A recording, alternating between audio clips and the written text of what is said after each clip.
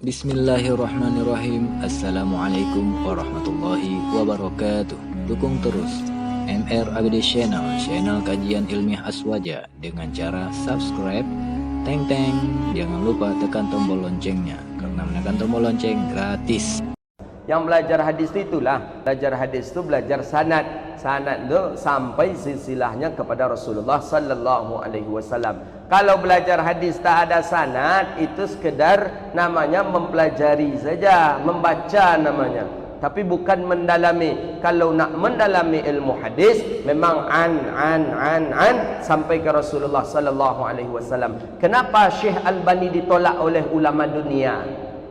Padahal beliau cerdas, beliau tekun, tapi tak ada ulama pakar hadis dunia yang memakai Syekh Nasiruddin Albani. Kenapa? Karena Syekh Albani tak memiliki guru sanad yang sampai ke Rasulullah sallallahu alaihi wasallam. Nah, ada. Syekh Albani itu dia syughul, sibuknya di maktabah. Maktabah di pustaka, datang dia ke pustaka, beliau rajin, mutalaahnya rajin luar biasa. Maka beliau tu orang yang sibuk dalam ilmu hadis boleh, tapi bukan pakarnya ulama hadis. Beliau lihat di kitab ni, beliau lihat. Ambil pula kitab ni, beliau lihat. Ambil pula kitab ni, beliau tulis. Ambil kitab ni, beliau tulis. Berani beliau mengatakan hadis-hadis yang sahih ada dalam Bukhari Muslim tu beliau dhaifkan. Maka banyak dilawan oleh orang Syekh Albani. Padahal tentang pentashihan hadis, hukum sahih hadis, hukum hasan hadis, itu sudah dikunci dan ditutup di zamannya Ibnu Salah. Di zaman Ibnu Salah terakhir, tak ada lagi kata Ibnu Salah yang mensahihkan, yang menghasankan hadis. Nanti takutnya datang fitnah. Di kurun itulah yang keterakhirnya. Kapan itu? Di kurun yang kelima, di kurun yang kelima-6. Ibnu Salah menutup pentashihan hadis, tak ada lagi. Datanglah di tahun 90-an, muncullah di tahun 90-an kitab silsilatul dhaifah, silsilatul sahihah, kitab silsilah, kitab-kitab hadis sahih yang disahihkan oleh Syekh Albani. Sehingga ustaz-ustaz berceramah sekarang tak sempurna rasanya ceramahnya kalau tidak menyebut hadis ini disahihkan oleh Albani. Kenapa harus Albani mensahihkan hadis? Banyak ulama-ulama hadis dari kurun dahulunya, di zaman salafun salih, Ibnu Hibban, Ibnu Khuzaimah, Imam Bukhari, Imam Muslim, ulama-ulama hadis yang luar biasa. Kenapa yang lahir di tahun 90-an ini? Imam-imam dahulu saja tak berani menghukum hadis. Imam Suyuti, Imam Ibnu Hajar memang ada dalam satu sisi dia menghukum hadis, tapi tidak sesemangatnya Syekh Albani. Maka oleh karena itulah ulama-ulama dunia di mana kalangan menolak pendapatnya Imam Syekh Albani ini.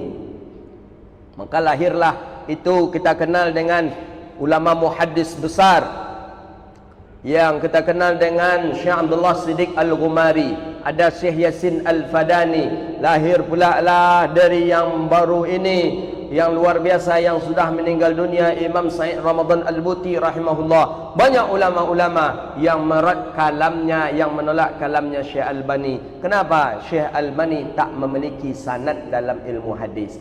Karena itu telah muncul Syekh Albani tak memiliki sanad, maka diusahakan pula lah oleh pengikut Syekh Albani hari ini untuk mencari silsilah sanadnya. Tapi memang tak dijumpai, tak ada. Maka itulah ulama menolak dari pemahamannya Syekh Nasiruddin Albani. Kalau kesungguhan beliau luar biasa. Siapa yang tahan lama-lama di pustaka? Tak ada yang bisa, tak ada yang berani lama di pustaka. Beliau bisa duduk beliau di pustaka. Ulama, ya beliau seorang ulama. Cuman pakar hadiskah beliau? Tidak. Berhakkah beliau dalam pentashihan hadis? Menurut ulama ahli hadis beliau tak berhak. Cuman beliau digolongkan kepada orang syughulun fil hadis, orang yang menyibukkan diri dalam belajar hadis. Boleh? Ya. Jadi itulah kehebatan ulama hadis. Jadi kalau ulama hadis itu dia memang memiliki sanad. Cacat saja sedikit guru sanadnya itu, tak mau dia belajar. Bayangkan, saking dipeliharanya sanad hadis itu oleh ulama. Kita kenal sejarah dengan Imam Syafi'i. Berapa ratus kilo Imam Syafi'i berjalan kaki. Imam Syafi'i berjalan kaki berapa ratus kilo untuk mengambil satu buah hadis saja. Jadi tu orang ulama hadis tu memang suka jaulah dia. Suka mengelilingi dunia untuk meriwayatkan hadis. Oh, terdengar pula di daerah Syam ada ulama hadis besar, datang dia ke Syam. Oh, ada pula nanti di Maghrib ulama pakar hadis, datang dia ke Maghrib. Terdengar pula di sana, datang dia ke sana untuk meriwayatkan hadis. Memang harus seperti itu. Maka lahirlah mu'jam syuyukh namanya. Sahabat, syekh ini pernah belajar di sini dengan syekh ini. Beliau pernah belajar di sini dengan syekh ini. Pernah belajar ke sini dengan syekh ini. Ini memang harus dia kelilingi dunia untuk meriwayatkan hadis. Hayyul hadi bi ajmal dzikra